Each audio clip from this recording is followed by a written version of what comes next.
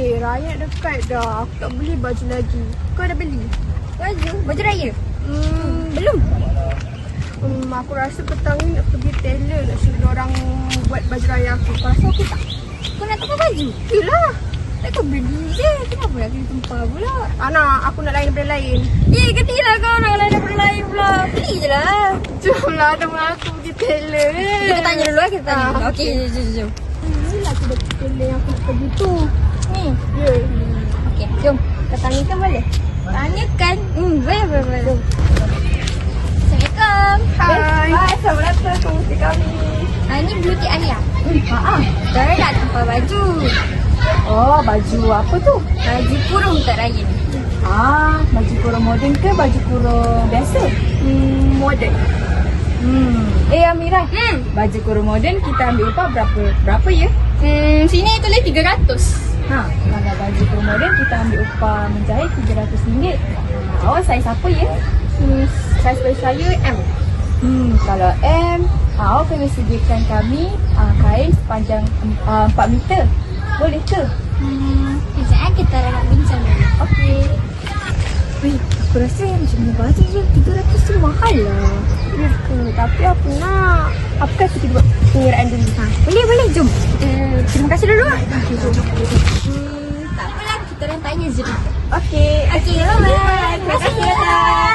Hai, saya Amirah bersama Alia, Ainul dan Adriana akan menyelesaikan masalah pemodelan matematik.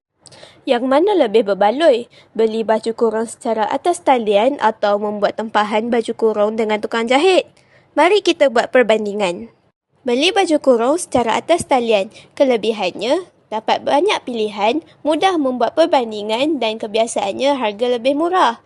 Kekurangannya pula risiko saiz tidak sesuai, berlaku penipuan dan kualiti mungkin tidak seperti yang dijangkakan. Membuat tempahan baju kurung dengan tukang jahit, kelebihannya rekaan eksklusif dan mengikut cita rasa, saiz lebih tepat dan kualiti terjamin. Kekurangannya pula risiko salah faham rekaan yang diingini, harga mungkin lebih mahal dan hasilnya terhad kepada kemahiran tukang jahit. Sebelum membuat pengiraan, kita perlu menerbitkan formula terlebih dahulu. Mari kita kenal pasti pemboleh ubah yang ada dalam formula ini. T mewakili jumlah, J jarak, H harga petrol, N bilangan perjalanan, K harga 1 meter kain, B bilangan meter kain, U upah, H harga baju dan S kos penghantaran. Mari kita buat pengiraan kos membeli baju dengan membuat tempahan. Jarak dari Taman Saintex ke kedai jahit Kota Masai ialah sejauh 4.1 km. Harga petrol.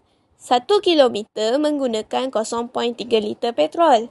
1 liter petrol berharga RM2.05.